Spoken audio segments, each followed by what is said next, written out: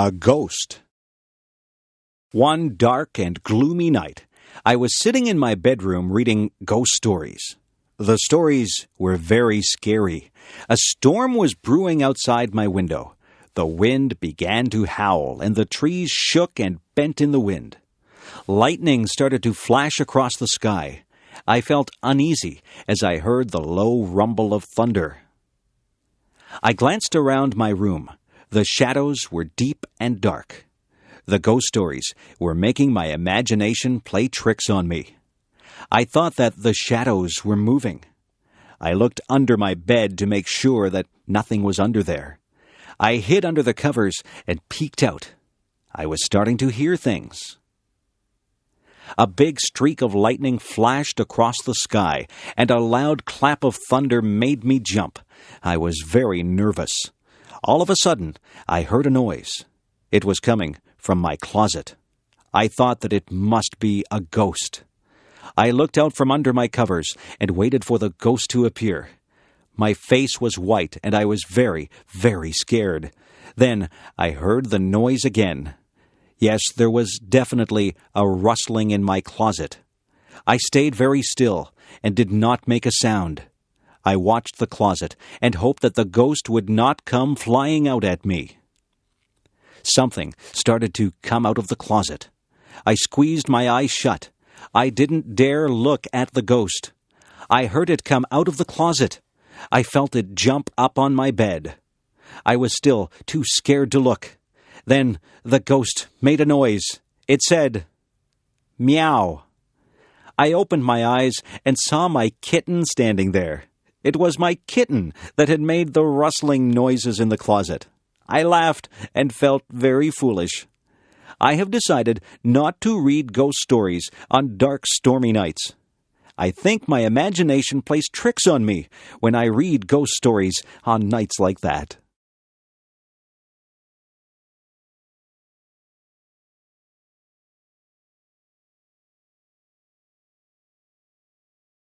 Louis Pasteur. Louis Pasteur was one of the greatest scientists of all time.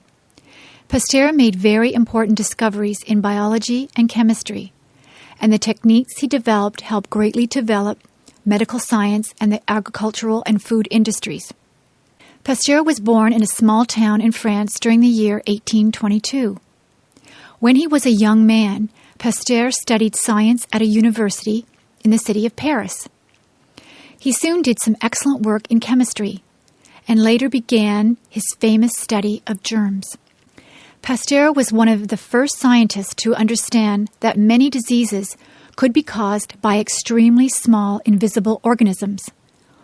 Only a few other scientists had believed this before Pasteur. He advised doctors to wash their hands thoroughly before treating patients.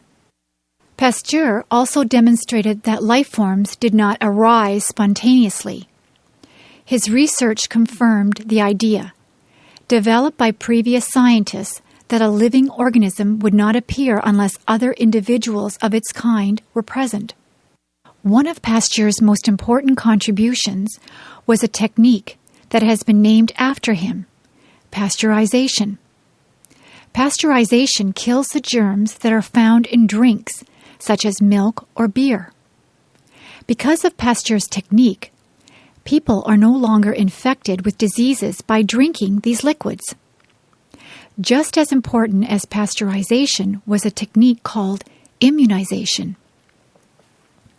Pasteur found that a person or animal could be made safe or immune from a disease by injecting the person with some weakened germs that cause the disease. The body can resist the disease after being immunized in this way. Today, many diseases are prevented by the use of this technique. Pasteur's discoveries also helped to save people who had already been infected with diseases. One such disease is rabies. Rabies is a disease that sometimes occurs in animals. This disease usually kills the animal, but before dying, the animal becomes very aggressive and may spread the disease by biting a person or another animal.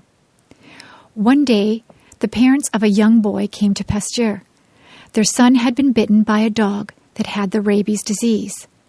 The parents knew that their son would die from the disease unless something could be done to save him. Pasteur agreed to help the boy, and the immunization technique saved the boy's life. Pasteur died in 1895. He was greatly admired around the world for his achievements, which have helped all of mankind. Today, Pasteur is considered to be the greatest figure in the history of medicine.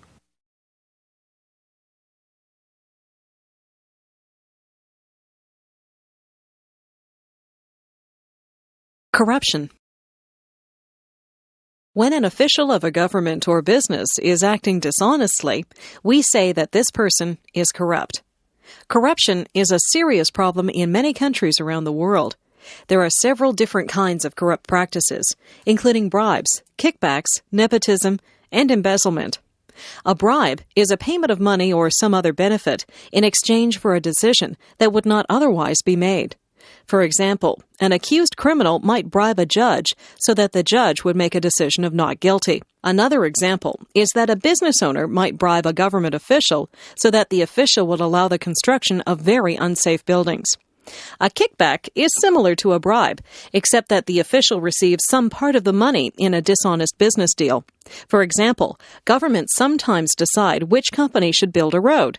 A company might offer money to a government official who makes the decision, so that this company will be chosen, even if it's not the best company for the job.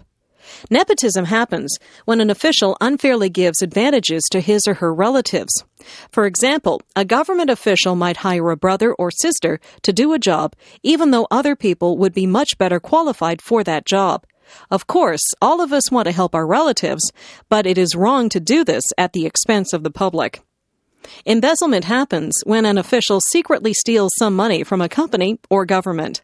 For example, a manager at a company might secretly move some of the company's money to his or her own bank account, and that manager might lie about his or her expenses in order to receive more payment from the company. Corruption has very bad effects on people in several ways. Sometimes it can lead to very dangerous situations. One example of this is when unsafe construction projects are approved by officials who have been bribed. Another example is when criminals are freed as a result of bribes. Also, a country's economy can be damaged by corruption. For example, if companies must pay bribes in order to do business, then they may decide to leave the country.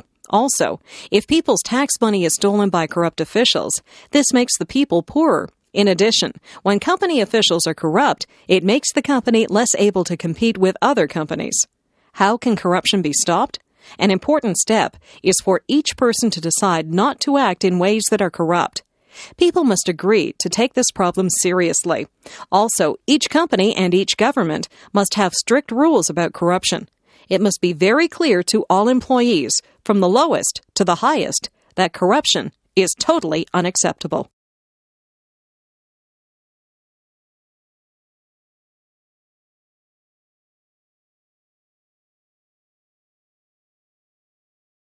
Ice hockey. One of the most popular sports in northern countries is the game of ice hockey. Each winter, this sport is played by hundreds of thousands of children and adults in North America and in Europe. Ice hockey is a fast and exciting game that can make winter much more enjoyable. The game of ice hockey is played on a flat surface of ice called a rink. The rink is about 60 meters long and about 25 or 30 meters wide. At any time, each team has 6 players on the ice. On their feet, the players wear skates, whose thin metal blades allow fast movement along the ice surface. Learning to skate requires time and practice, but many people can skate very quickly and smoothly. In many ways, ice hockey is similar to soccer. However, unlike soccer, there is no large ball used in hockey. Instead, the players use a hard, black rubber disc, which is called a puck. The players skate around the ice, trying to get the puck. They do not use their hands or feet to control the puck. Instead, they carry long wooden sticks, which are shaped in such a way that it is easy to push the puck along the ice. The players can pass the puck to each other by sliding it across the ice. To score a goal, a hockey player must shoot the puck into the net of the opposing team. But this is a difficult task. The net is less than 2 meters wide and is protected by a player called the goaltender. However, some players can shoot the puck very suddenly and with great power. Sometimes the sport of ice hockey can be quite rough. Players try to take the puck from their opponents by bumping into them at high speed. This is called a body check. Players are not allowed to hit each other with their sticks. If a player does this, then that player must be given a penalty by the referee, who enforces the rules of the game. Naturally, the sport of ice hockey is most popular in countries that have cold winters: Slovakia, the Czech Republic, and Germany. In addition, many people play hockey in the United States. In previous generations, ice hockey was considered a sport for men and boys only. However, in recent years, women and girls have been playing hockey much more frequently than in the past. Not only do many girls enjoy playing hockey for fun, but now women's hockey is officially a sport at the Winter Olympics.